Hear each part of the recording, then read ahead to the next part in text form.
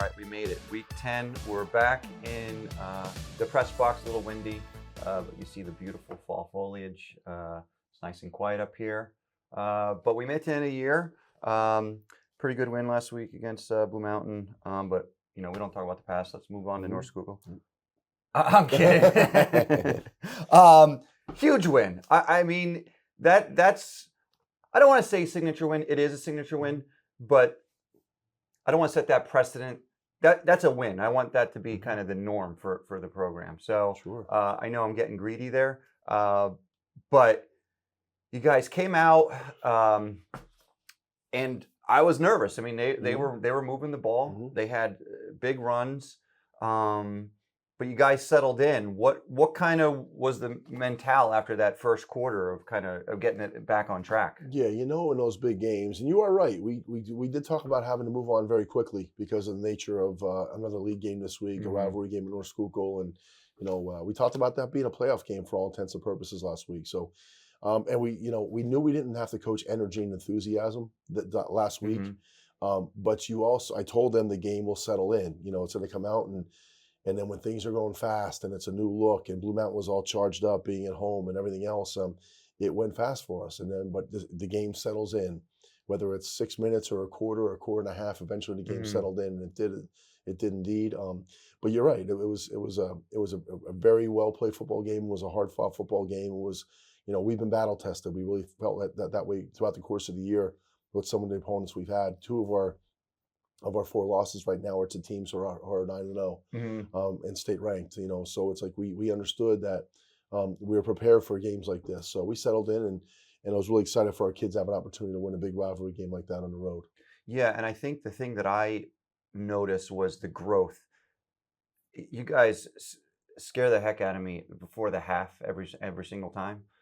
So the drop snap, some weird referee timeout, whatever. So they get down to the 3.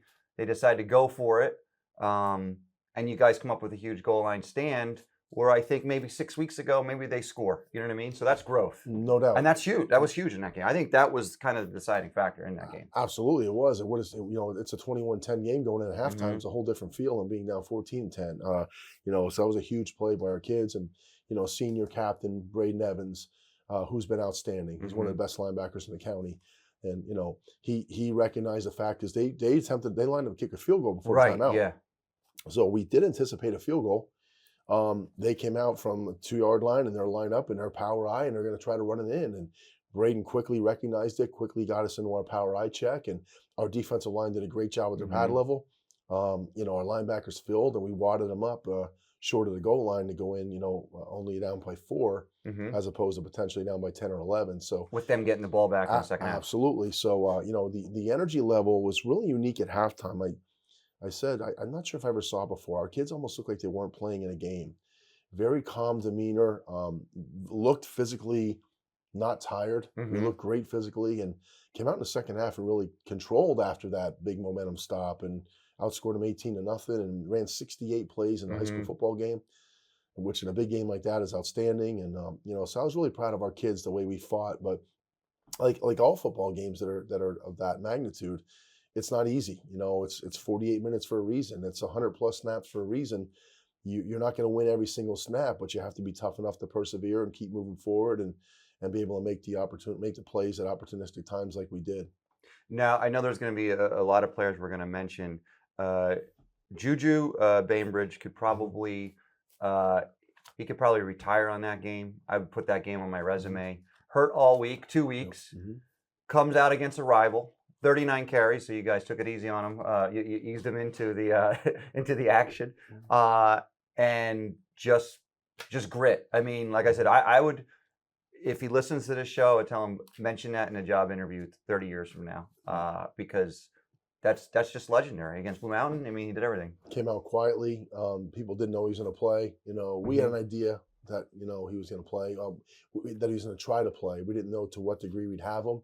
We didn't think we'd have him for 39 carries. Yeah. But he worked really hard with his physical therapy during the course of the week. Worked hard with trainer Jacob in our training room, and got himself ready to go. And 39 carries is It's sort of unbelievable. Yeah, that's a lot on a good leg. You know what I mean? Yep. But he just, like you said, it was grit. Our H backs, Chase Trinkowski and Max Clues, they're basically offensive linemen that game. With a lot of 12 personnel. Our offensive line, outstanding job. I mean, for us to be able to do what we did and grit, be so tough and do such a great job pass protecting, like we did all year. Andrews really has not been under duress all year. That group of Logan Kessler and Luke Shane and Brody Baddock and Cole Cesari and Jacob Filiak. I mean, those kids have been outstanding throughout the course of the year for us and did a great job. So it was Juju will tell you it wasn't just him, but obviously the confidence he brought to us, Sure, the energy level he brought to us being in the field, and just that, like you said, grit. Oof, he was outstanding. Yeah, when he started off, I think all eyes were like, all right, is he limping when he got up? And it took him a little bit to get going, but that's any game, and he just kind of. Yeah, when I heard Dan 39 carries, I was like, wow, I didn't really realize that even as we were going, We didn't either. We were on the iPad on the way up 16-1. We realized he had 39 carries, so it was almost a little embarrassing at that point. But whatever you have to do to win a football game, so I was proud of our guys. Now, again, there's so many guys to mention. I mean, defensively, that second half, probably your best half of defensive football, and you weren't just hearing one name. I feel like you were hearing, 6 or 7 names of just guys being complete menaces and causing havoc. And I was listening to the game, on the radio, and I'm just like fist pumping because it's just everybody was all over the place. No doubt. I mean, Derek Watkins had a big pick, obviously in the game. The interior inside linebacker crew of Brody Herndon and Braden Evans is outstanding. Avery Marukas has been nothing short of outstanding as a senior outside linebacker for us. Max Clues, went really almost every third series in that game at times because Gage Hammer, senior Gage Hammer, who's sort of relative newcomer, was really, really good for us. Couple big sacks for him. Yeah, right? He plays so hard. Yeah, runs to the football. He's so tenacious, and he did a wonderful job. And our defensive line guys, the Cole Cesaris, the Luke Shanes, Talil Fluker White. Talil had big plays in the game. We have. Eli Cardi came in and gave us 2 big plays in the second half. One at the end of the half and then one in the second half in particular. So those guys, and we always have other guys ready to go as well in the defensive front. But our secondary guys, our safeties are sort of run support guys, with Cyril Curry and Chase Trinkowski. And, it was just an outstanding effort by our guys. Yeah, and Watkins, I think he could have almost had 2 or 3 more picks. I mean, he was all over the place, even in the first half. And like I said, there's so many names to go around. So that was just a total team effort and a great win. Now, it's great. I'm happy for the win, but now we move on to North Schuylkill, and they're gonna kick you in the mouth. Yeah. They're a big team. They're a physical team. They've been kind of the kings of this region here for a little bit too.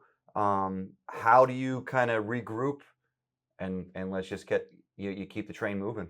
Toughness and who's going to step up this week, and who's going to you talk about gritty performances. I think we need to backtrack a little bit. Brody Arrow, sophomore long snapper, probably was about 60% in the game. Came in and snapped, and 3 really important extra points and 2 really important field goals.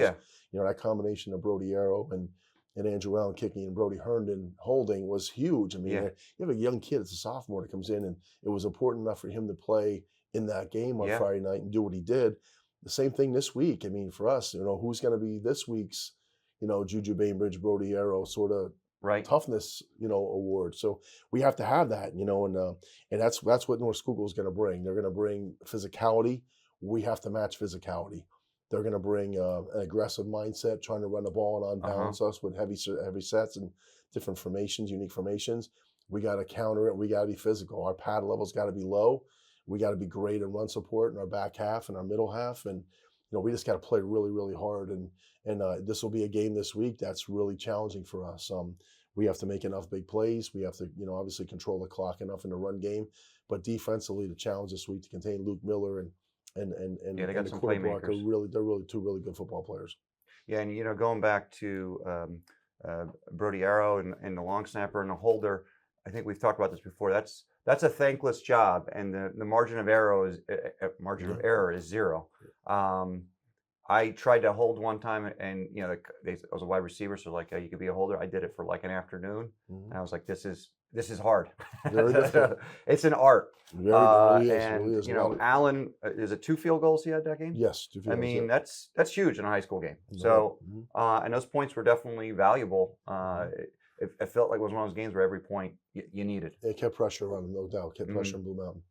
And talking about kicker, if you're going to the game, North Schuylkill has a kicker that Yes. probably we haven't seen in this area. He kicked a 53-yarder He last kicked week. a 51-yarder last week. Yes, Yeah. he's the Division I kicker at some level. He's done a great job. He's been, you know, on the recruiting trail, but he's a weapon, no doubt about it. I mean, they get it, you know, legitimately down, you know, inside the 35-yard line, they have a chance of points. So this team right now, they're in playoff mode. I don't suspect that they're gonna take you know, the pedal or the foot off the pedal. You could just see it. I saw a couple of the players, and they just have a confidence about them right now. And you know, we talked about that all year, that these weeks 9, 10 going into the postseason, we just want to get better. And now you're kind of seeing the compound effects of that now. Our energy level's been very high at practice. We've had outstanding practices all year, but really this time of the year, and I told them how it was going to go. You know, we had that little week 6, week 7, you know, mid-season grind.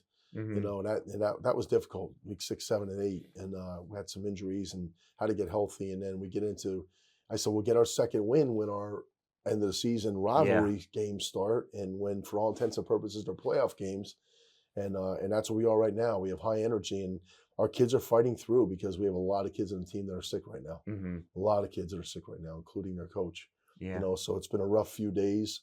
We have had guys fighting through practice that probably shouldn't be a practice, right? With just getting through on toughness, and that's got to carry over to Friday night. You know, we have to find a way Friday night to play our best football game of the season.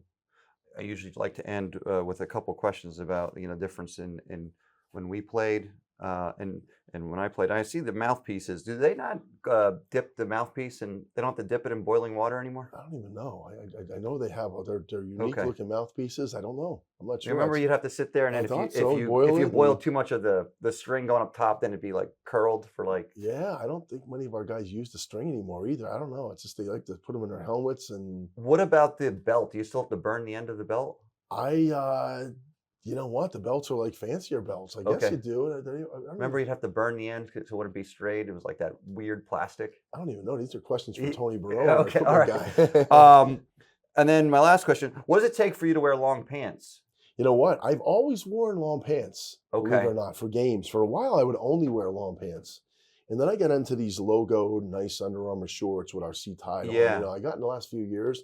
And I think they look good, and I like them, and they represent our program, and I think they're, you know, so maybe pants this week. I'm not sure. All right. Well, Coach, roll Tide, week 10, and let's get another win. Thank you. Roll Tide.